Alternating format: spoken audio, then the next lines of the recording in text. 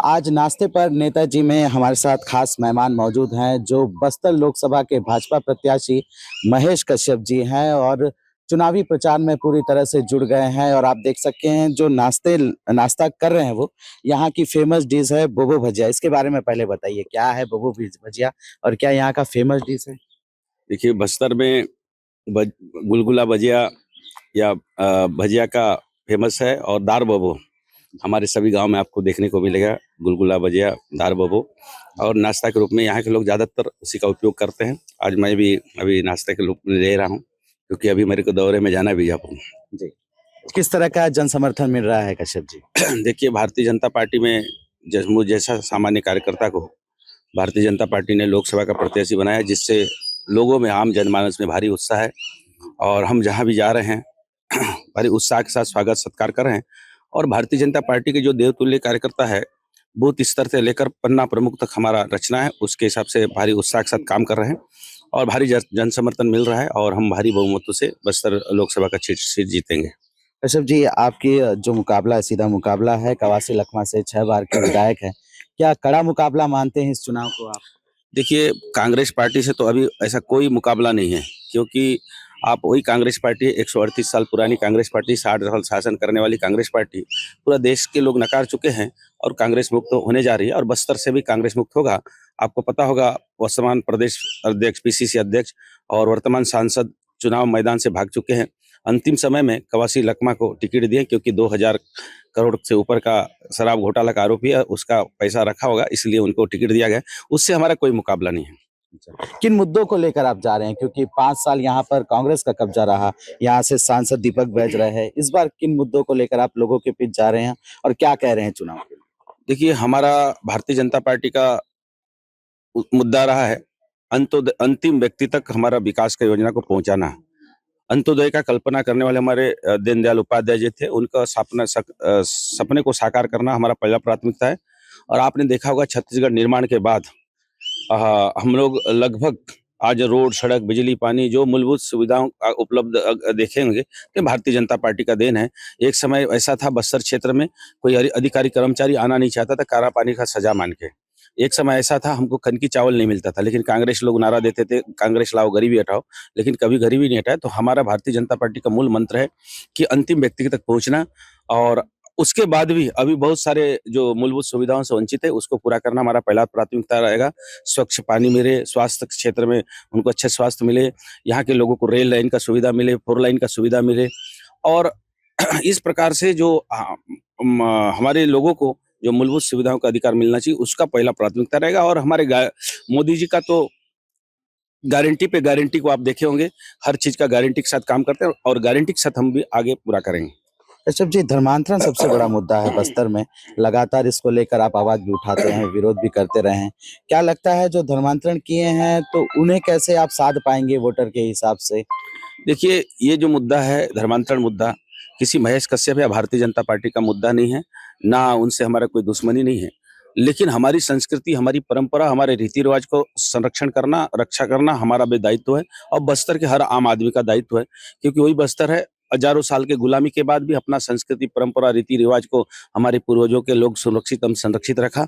विपरीत परिस्थिति में ना रोड, सड़क, बिजली, पानी, मूलभूत सुविधाओं के से वंचित होने के बाद भी हमारे रखा। तो इसलिए इसको संरक्षित, सुरक्षित रखना हर किसी का जवाबदारी है। इसलिए कोई महेश कश्यप का जवाबदारी नहीं है, ना भारतीय जनता पार्टी की जवाबदारी नहीं है।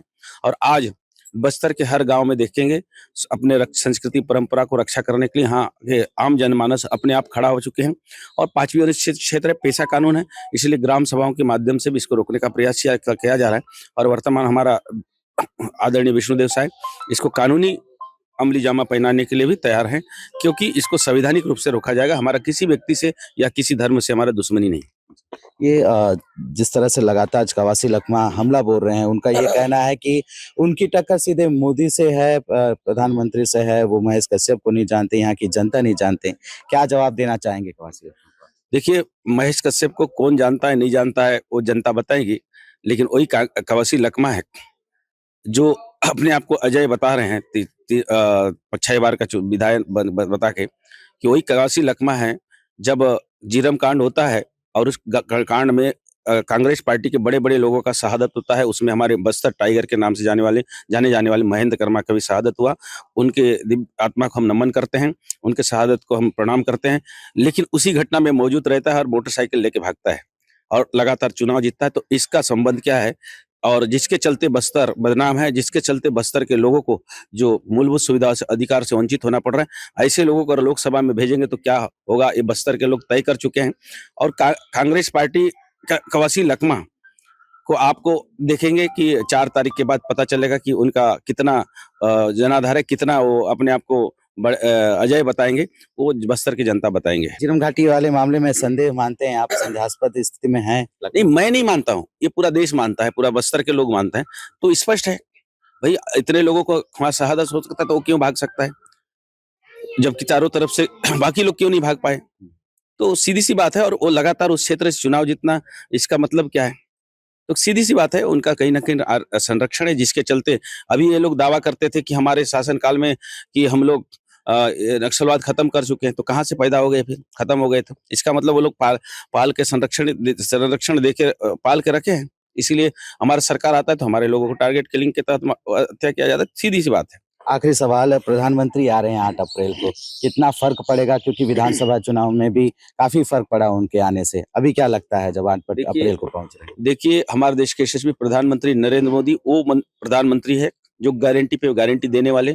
अभी 3.5 महीना पहले चुनाव हुआ और चुनाव में हमने जो घोषणा किया था, हमने जो वादा किया था, और हमारा जो गारंटी पे गारंटी था मोदी का जी का, वो गारंटी को मात्र 106-7 दिन का भी हमारा सरकार बने हुआ है छत्तीसगढ़ में। उस गारंटी के साथ 6-7 योजनाओं को हम पूरा किया है। इसीलिए मोदी जी के ऊपर पूरे देश के लोगों को भरोसा है। और आपने ये भी देखा होगा, हमने धान का समर्थन मूल्य 31 रुपया रखा तो कांग्रेसी ने 32 रुपया लिखा। हम माताओं को महतारी बंधन योजना के 1,000 के हिसाब से 12,000 साल का हमने संकल्प पत्र लाया, उन्होंने 15,000 लाया। लेकिन उसके बाद भी छत्तीसगढ़ की जनता, बस्तर की जनता ने भरोसा नहीं किया और उसको यहाँ से उखाड़ के फेंक दिया। ये मोदी जी के ऊपर पूरे भरोसा के साथ पूरे छत्तीसगढ़ के लोग, बस्तर के लोग पूरे उनके गारंटी पर पूरा भरोसा है। इसीलिए उनके आने से बहुत फर्क पड़ेगा और कांग्रेस मुक्त भारत का हमारे श्रद्धेय अटल बिहारी वाजपेयी का सपना था, वो भी पूरा होगा। इसीलिए आपको पता अभी यहाँ के वर्तमान पीसीसी अध्यक्ष, वर्तमान सांसद चुनावी मैदान से भाग चुके हैं। चाहे इनका राष्ट्रीय अध्यक्ष रही सोनिया गांधी, आज राज्यसभा में जाना पड़ा।